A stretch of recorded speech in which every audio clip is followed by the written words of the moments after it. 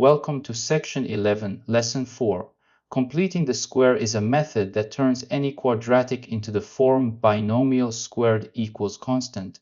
Once in that form, the square root method finishes the job. The technique always works even when factoring fails. The key insight is that any expression of the form x squared plus bx can be made into a perfect square by adding b over 2, all squared. The half of b squared fills in exactly the constant needed. The procedure is mechanical. Move the constant to the other side. Compute b over 2 squared and add it to both sides. The variable side is now a perfect square trinomial. Factor it, take the square root with plus or minus, and solve. When the leading coefficient is not 1, divide both sides by it first. Once the leading coefficient is 1, the procedure is exactly the same. Today's two examples cover both cases. Take x squared plus 6x equals 7. The constant is already on the right, the variable terms are on the left. Add b over 2 squared to both sides. Here b equals 6, so b over 2 is 3, and 3 squared is 9. Add 9 to both sides. X squared plus 6 plus 9 equals 16. Factor the left side. X squared plus 6x plus 9 equals x plus 3 quantity squared. So the equation becomes x plus 3 quantity squared equals 16. Take the square root with plus or minus. X plus 3 equals plus or minus 4. Solving each case x equals 1 or x equals negative 7. Both visible as the parabola's x-axis crossings. Example 1. Solve x squared minus 4x plus 1 equals 0. This trinomial does not factor over the integers, so factoring fails. Completing the square always works. Move the constant. X squared minus 4x equals negative 1. Now compute the perfect square completion. Half of b is negative 2 squared is 4. Add 4 to both sides.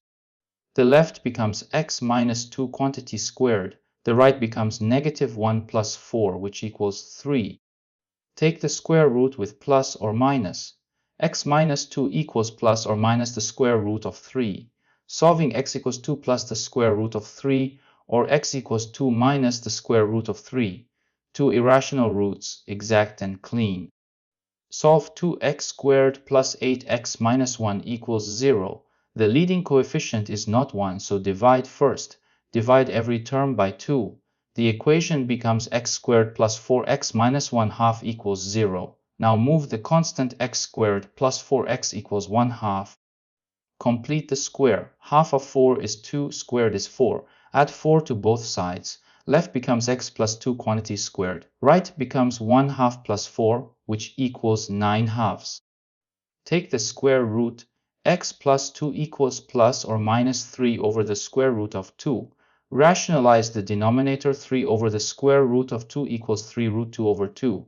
So x equals negative 2 plus or minus 3 root 2 over 2. 3 takeaways for completing the square.